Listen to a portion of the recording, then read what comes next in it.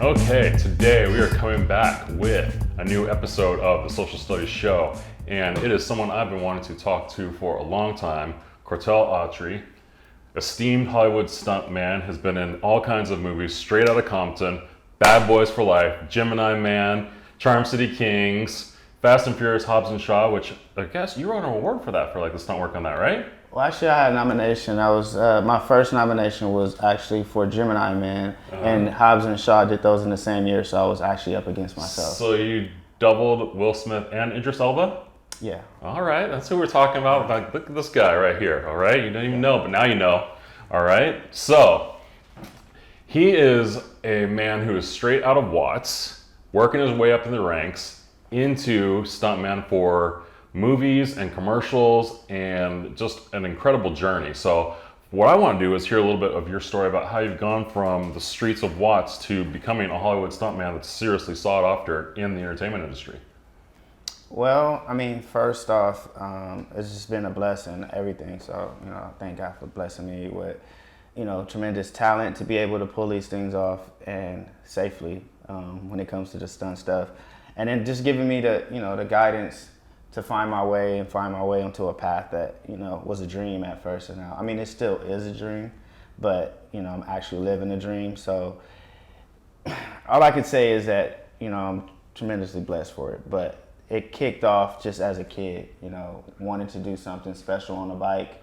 And I didn't have the means to do the things that I really wanted to do, which was race motocross. And but your dad got you in motorsports, exactly, right? Yeah. Okay. Yep. So my dad, shout out to my pops, Benjamin Autrey, who he's a GOAT too. I mean, we'll open up that later. But. For sure. And so like one of the things is like that I'm really curious about is like, kids coming from your neighborhood don't really have the opportunity to get into that. So it's like, it's kind of a different journey than maybe per se a kid from the suburbs who, like his parents grew up riding motocross and they get on motocross and like that, but like, there's no motocross tracks in Watts. So like, how does that go, Like I said, it was my dad, so it was more so the exposure.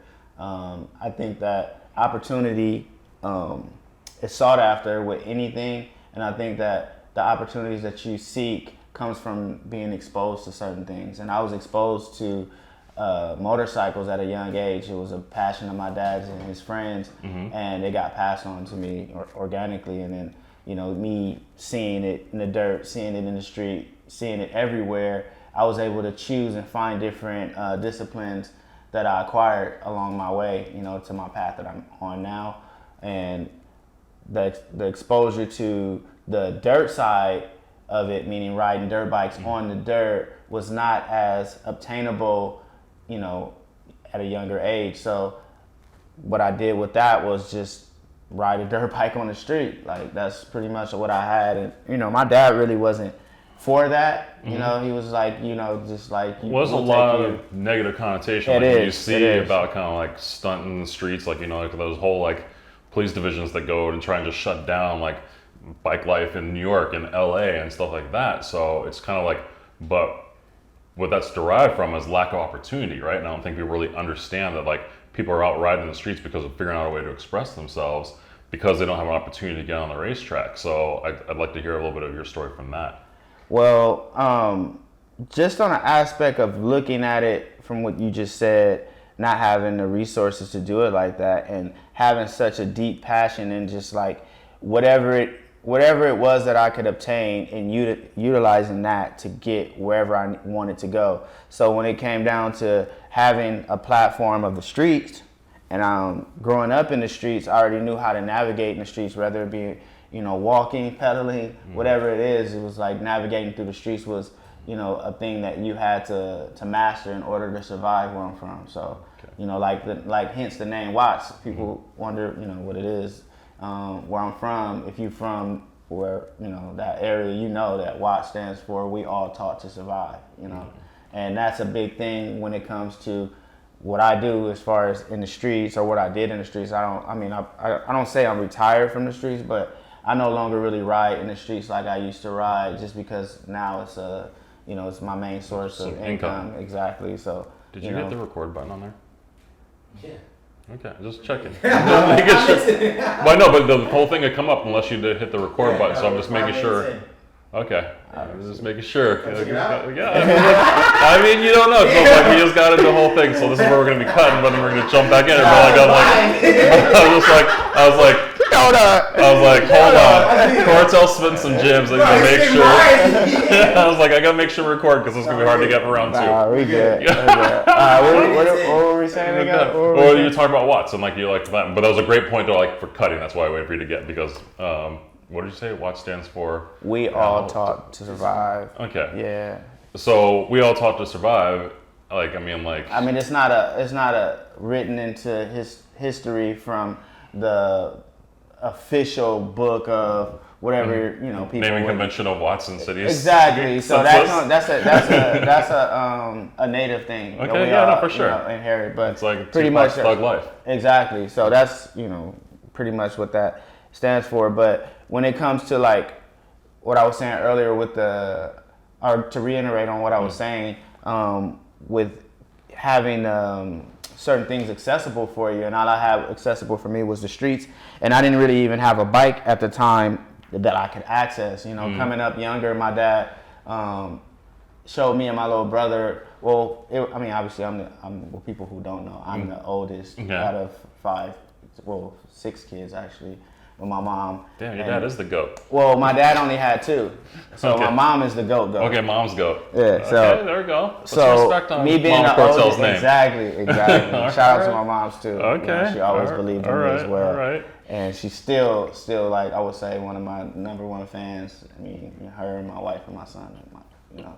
But anyway, to go back into what's been accessible for me was the streets, and my dad was like, "You're not riding that bike on the street." For obvious reasons, coming in. It's already tough in the neighborhoods that we grew up in. It's at the aspect of a bike, and it just was so much. So what did I do? I actually defied my dad and just kept riding.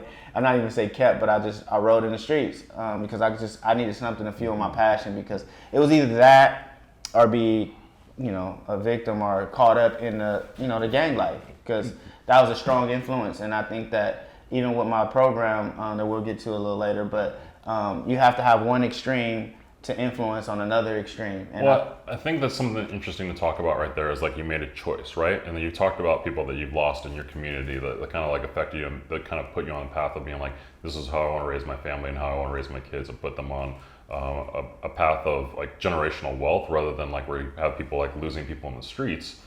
And I think, if we can maybe talk a little bit about people that you have lost, and also people who are maybe like spiritual mentors or advisors, even like with your dad, or like, you talked a lot about your relationship with Nipsey Hussle. And I think that kind of like how that steered you to kind of like stay on this path to like success. Well, when it comes down to like, just the primary influence was obviously my dad.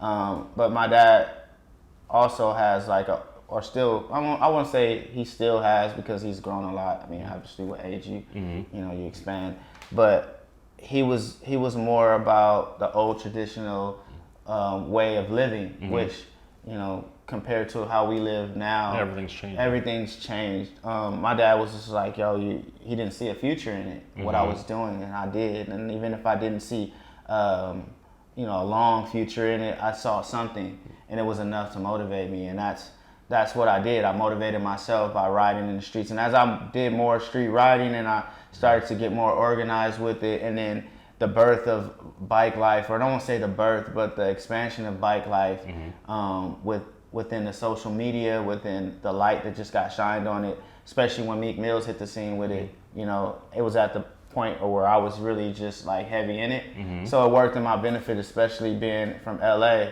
They were looking for that part of the culture to add to music videos, just to show the expression of what bike life was. And at the time that Meek came out, I was highly in I was in the streets like big. So it's a little bit of like right time and right place, but also believing in yourself and your abilities. Exactly. I never knew that wave was gonna come like that, but I was just true to it. It didn't matter if it was a wave or not. I was still out there paddling it, trying to find it, and I found the wave. And I won't even say I found it. I actually was creating waves, because it was not even thought of when I was doing it to do it how I was doing it, and still to this day, it's still not done how I do it. Well, something that's interesting to me, right, is like getting back to your uncle. Uncle Tamba, right? Yeah, the fastest black man on two wheels. Yeah, shout out Homeboy Uncle Tamba. broke 200 miles an hour on two wheels. Like so, it's like if you know like black history and black motorcycle history, you should know about Kortel's uncle because he's legit, right? Yeah. But it's funny because he picked a lane of like building custom motorcycles and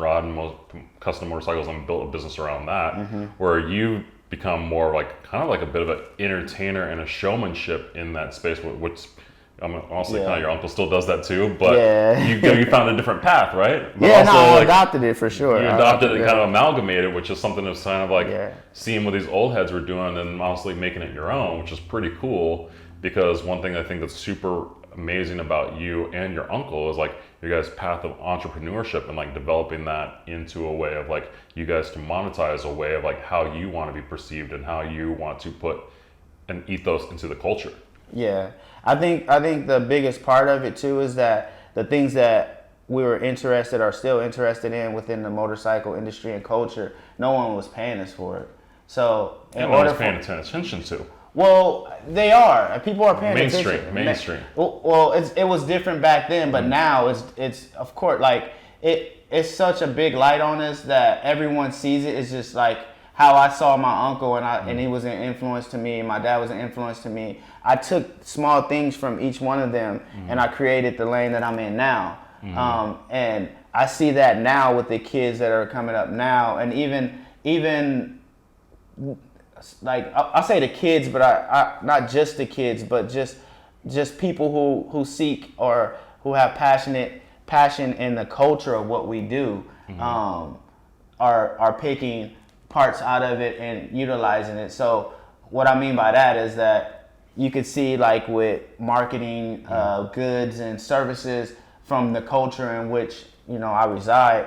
I see that from the standpoint of me being one of the innovators of the culture, I see a lot of people who emulate. I see how it's influenced a lot of people, and I also see how strong it is because it was strong enough to get me in the path that I'm in. It's interesting seeing the collabs, right? Yeah. You see things where like Adidas just did that collab with God, what's the guy in Atlanta? I can't remember his name off the top of my head. Sig did some stuff with them. My boy, same old Cliff, shout out Cliff, did some stuff, and then LRG just did a thing too. But then you have like the Honda Supreme collabs, right? Yeah. Right. So like people are looking at like coming and seeing the street culture and things that they're doing, and they're looking at monetizing it, and that's kind of like a double-edged sword, right? Because people can come in and like want to monetize it for themselves, and aren't necessarily for the community or giving back to the community. And I think that's where you kind of start having that danger of appropriation. No, it is. And so like when you look at that and like how people can come and go, and how you're actually looking at building a better future through things like your foundation, like Bikes Over Bangin', like and helping kids like monetize and like have the opportunity and goals and be able to set career spaces with that, with the things and skills that you've learned, and then like with your own like Quarter T Customs, like developing things for custom bikes for people like London on the Track, or like building bikes for Usher and things like that, where like you're using your experience and talent and passion. Yeah, that's talent pretty much and passion. Yeah. But you're putting it out in the ethos, but also it's coming back to the community, which is really cool because like you're putting that into making money, but then it comes back to your foundation, which is like helping build a better future. Yeah, I mean it's pretty much. I say this all the time to myself is that, and to people who inquire, that I use motorcycles to create a cycle to generate a bigger cycle, which is a cycle of positive energy, a cycle of success. And I see it as being very, very lucrative, but within our people and the culture and where I come from, it's not usually taught, and it's like we're all like programmed and taught that we have to find someone to support us in what we do instead of building it ourselves. And I mean, it was a big learning curve for me, because when I first started doing it, I had the talent, and people were like, "Yo, you need to be on X Games, you need to be on here, you need to be on these platforms." But the acceptance part of it, like, it wasn't accepted. It's still frowned upon in a lot of places with bike life, just because it's illegal to ride a dirt bike on the street. It's not. Well, I think one thing that's really interesting about that, and I think the parallels is seeing what Nipsey did in his neighborhood and bringing that and doing it his own way and owning his masters and going about creating shops and community around that, and you kind of taking that ethos from what your guys' relationship was and like spinning that, and you kind of pilfering it off into your lane of what you do with your family, with your kids and your wife and your foundation. So I think that's a really interesting way of like you doing it your own way. Yeah, no doubt. I mean, shout out Nip too. Well, rest in peace, Nip. I want to say shout out because we lost a champ, man. And I didn't know when I was introduced to Nipsey who and what he really was and what he stood for until over the years. I just saw him grow, and he's been a big and still is a big influence to me and the movement that I created. And rest in peace, my homie Nigel, who lived on 60th Street, and that was my intro to Nipsey was through Nigel and seeing like all the traffic of everybody from that neighborhood coming to do business with my boy my boy Nigel.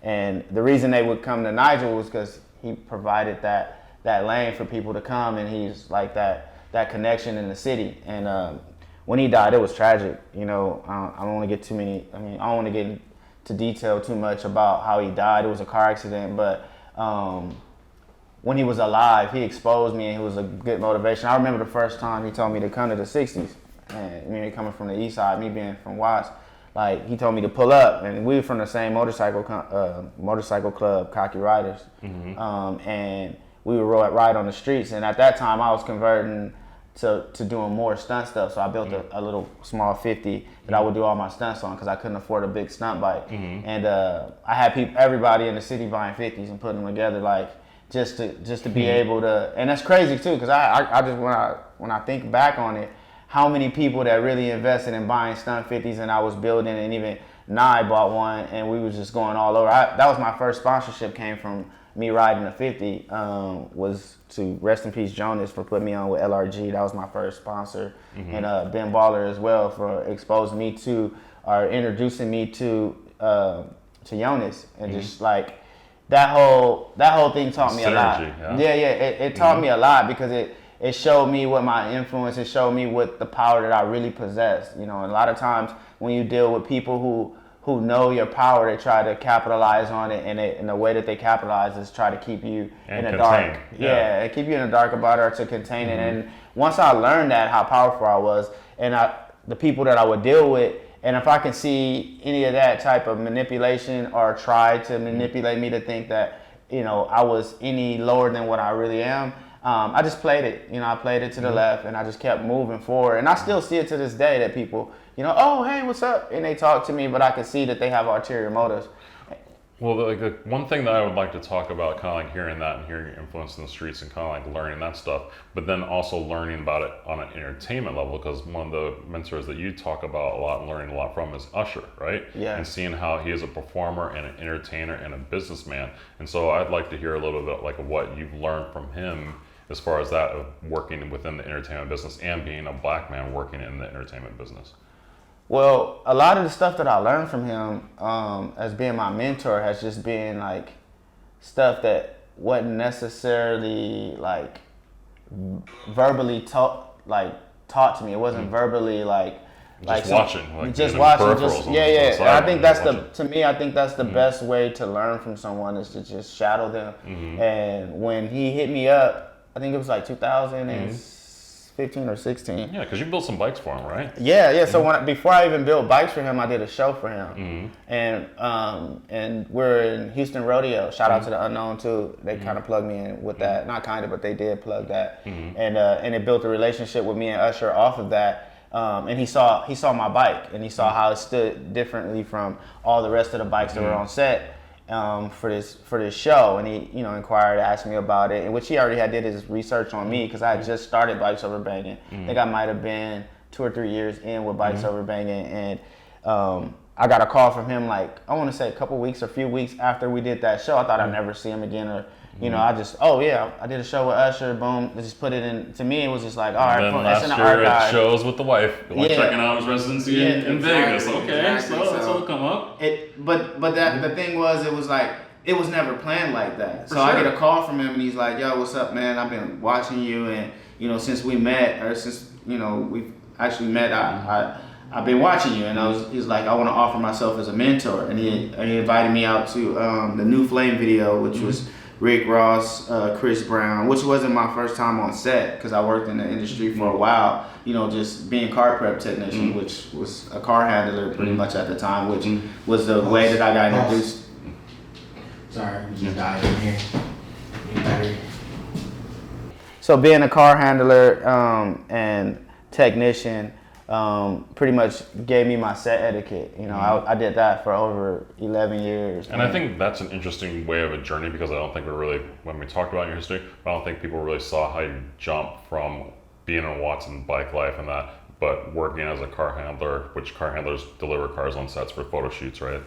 Shows you how to get there, and that gave you like the intro to being on set and entertainment. Yeah, right. Yeah. It gave me access. Access, right? So then once you see that, you're like, oh, this is a place where I can be. Where like I don't think people really understand for people from these communities, like people that look like us don't get opportunities to go just get on set anytime. They you don't know, like it's like they don't understand, no. like right, like sometimes like.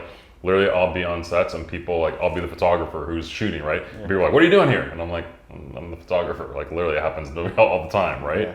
So I don't think people really like, it's a really having a huge opportunity to get onto those sets and just being like how to handle yourself, how to be around DPs and directors and ad agencies and creative directors and companies and clients. So let's talk about that. So being on set, you know, I was when I first started doing it, I was like 19. So I got trained by some of the best dudes in the game, and I was already leading my own jobs by like 21, which was, you know, I'm handling, you know, big multi-million-dollar shoots with these cars, and I'm on set with, like you said, creative directors and ad agencies. I'm having to deal with all these people, but at the same time, I'm building relationships with them, and I'm networking with them. So once I saw that, yo, there's a spot for me in here, I just have to create it. And you know, for years and years, I was just trying to find my way, and I did. A big influence to that would be me asking if there was someone that looked like me doing the things that I would like to do, or I wanted to do at the time. So I was like, yo, and when I would do these commercials, it was pretty earlier on in my career of riding bikes, and I would see that there would only be white drivers. There would only be, because these commercials and ad dollars were only spent on, you know, a demographic of white people buying their product. And as you know, things diversified. Exactly, as things diversified, it changed for me, because now it changed for me because I inquired about it. I said, hey, is there anybody black? I reached out to one of the drivers. I'm trying to think, who was it? Can't remember who exactly gave me this guy's number, which is Jay Lynch, who now is my mentor in the film industry. And you know, a legend in the stunt world. Yeah. I mean, Jalil J. Lynch. I mean, you guys can Google him. I'm pretty sure he'll put something on here where you guys can What's check him out. What's something he's done that everyone would know? Everything. Just name one. Name. He was in the first Bad Boys, the second Bad Boys. He was in the Bad Boys that I'm in. He's in Black Panther. He's in you name it. One of his biggest things that he did recently was a Kia spot, which he's in the record books now for doing the first 360 in a car. And I mean, jump 360 land on the other side. I think it's 180. And, yeah, what's that? Is it 180? It's 180. It's just, you're right. Because it's like, I don't think it's 360, but you know, like there's some rotationals on the pentagon. Yeah. So he's the first. Okay. Jay Lynch was and still is, and his daughter Brianna as well. But when I inquired about this guy, I had no idea of his. You know, well, probably most of the people out here watching this don't know who it is, and so like the whole thing, when you think about that entertainment industry of a person who's a pioneer in this world, doing things, mentoring others, bringing up something community, and like the community, black or white, doesn't really generally know who this person is really, and like that's a kind of a shame. So that's kind of like a nice thing about being able to put some spotlight and respect on what someone's doing for much needed. Trying to helping people. Yeah, you know? much so that's needed why I wanted for to talk sure. about. Like he gets his flowers now, especially if he doesn't get it from anybody else, he gets it from me, because I'm always, you know, expressing my gratitude for him to help me climb this ladder that I'm climbing now.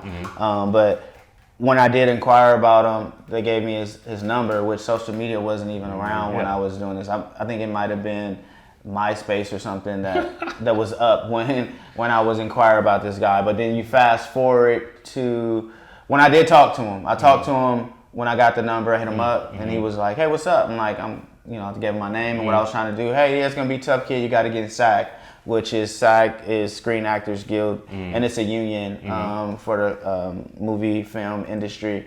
And he was like, you got to get in, which that whole process took me like over 10 years just to get in, because for one, it has to be a highly needed or sought after spot for you to actually get in, or you have to, it's tough. It's very tough. And the fact that the popularity of what I was doing and the wave that I was creating caught up to itself, and I was able to get in. And once I got in, I think I was on another car prep job, and I ran into a driver who saw my hat and I had Bikes Over Banging on, and he asked me about it, and then he reconnected me with Jay Lynch, because after he told me about him, I took the advice and I just ran with it. I didn't go, let me call this guy and tell him I got this now. Because he's busy. Nah, and I could tell, like when I talked to him, you could tell he was kind of in a rush, but he was giving me this information, and I could tell that he was a good guy. So I started and I did my thing. Once I established myself into the union, or just got eligible for the union, then opportunity came after, which the driver that I was telling you about saw my hat, called up Jay on the phone. Hey Jay, you need to link up this kid. He's doing phenomenal things. I sent some videos and stuff to Jay. We linked up and went to the track. And then after that, I want to say less than 2 months later, I was doing a Gemini Man with him. So, I mean, that speaks a lot on who he is and his integrity and how he wants to expand, because he's not expand, but expand our culture within the industry that we're not, exposed to. And building relationships too, because it's very important. It's building relationships and having like professional people that you can bring up that actually like become a representation of you and of your community, stuff like that. And then being able to actually put the community on, right? Because it's like having to find those people who have the kind of that work ethic, right? Yeah, who have what it takes. And then be able to put them on and help them get through. To be able to trust them as well. And it keeps going, right? Yeah. And so that's where you actually build the community, rather than like waiting for like some opportunity's not going to come knocking at the door. No. You got to go out and find it, right? Yeah, and it's even tough finding it.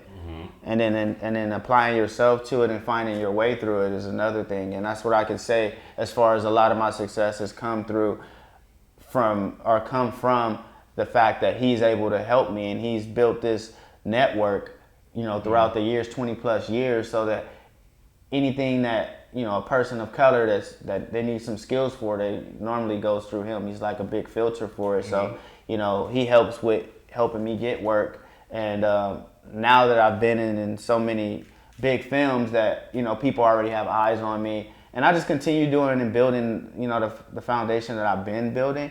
But now it's like I'm also doing what he did for me with the kids that I mentor. Well, that's what I like about hearing about your nonprofit, Bikes Over Banging, and how you're kind of like moving that and giving kids who don't have an opportunity to get to the track and streets, or getting bikes and getting bike parts, or just understanding like, even just being like, okay, you can have this thing that you're really into, thing like that, but you can build a career path and path to success through it by following what you're doing and what Jay's done, things like that. So I think like with you opening up that siphon of where you said that he's filter, and now you just open that filter up a little bit more by you being part of the filter, it kind of helps bring in the path of the community and build community. Yeah, it's that cycle that I was talking about earlier. Creating that cycle. It's like a wheel. Once you finish chiseling out the last piece that's round and you roll it, it's going to continue to roll. What we're trying to create, or what I'm trying to create, is that snowball effect to where it gets bigger, to where it starts to roll and it's rolling on its own.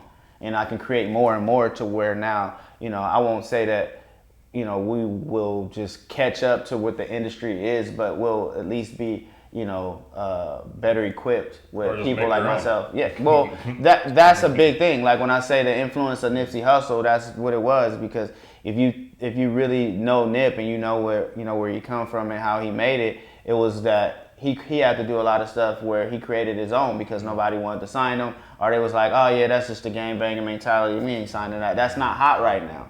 But sticking into what he really believed in. Even when I was riding dirt bikes in the street, people were like, yeah, that's whatever.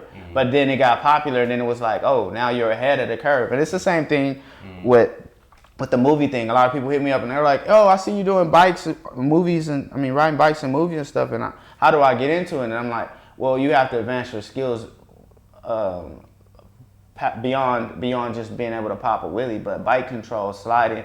I've probably been in like 2 movies where I really had to just do some wheelies and tricks and stuff. Which I did some stuff in Bad Boys. Well, there's so much to it. It's like you got to hit the mark. You got to be consistent exactly about it, right? You got to be able to take direction, timing, anything like that. You got to be on safety so you don't get hurt because a lot of people get hurt and they're out of income, right? So there's so many different facets of what you do, and like one thing that I would actually like, I think this is kind of a good place to kind of like capitalize and kind of think is, what advice would you give a young Kortel of like trying to like follow your path or just trying to help with that as far as like, life advice, like just trying to get into your career path? What's something you tell young people? Most importantly, I would say that you have to make sure that without a shadow of a doubt, this is what you want to do, meaning that, we risk our lives doing things that, people were like, you're crazy for. So someone who, is seeking, a job or seeking to be in this industry, the most important thing is to make sure that this is what you want to do. Secondly is your network. That's the people that because those are the people who are going to be reaching out to you. Those are the people in high places that can get you these jobs and that can vouch for you. Build relationships, kids. That's it right there, them relationships. Like that, I don't know if anyone's seen this. I'm pretty sure a lot of people have seen this, but your network is your net worth, bro. You only worth what you can produce. So with saying that, that's the biggest thing, is to build relationships with people and to make sure that your talent isn't just talent for the street or just talent for different things. Your talent has to be something that people need and want. Exponential. Exactly. And you can scale. And you can scale, like you just said. So right. That's a big thing for me. In my success. But most importantly, over all that stuff, is that you have to make a plan and you have to find out where you want to go, and then you have to find the people that can help you. And use people, but people that can genuinely help you and that care. Well, don't forget 2 more things: heart and desire. And work ethic. That's 3 things. Yeah. Passion is built off of those. So if I say passion, those things should automatically come with it. Okay, you can acronym it. Yeah, there you go. Right. There you go. Thanks, man. Glad to have you here. Thanks for having me, man. Yeah. Hopefully I can help somebody get to where they need to go. Makai's in there. I think he should have been out here listening to this whole speech. He's heard it a million times. Okay.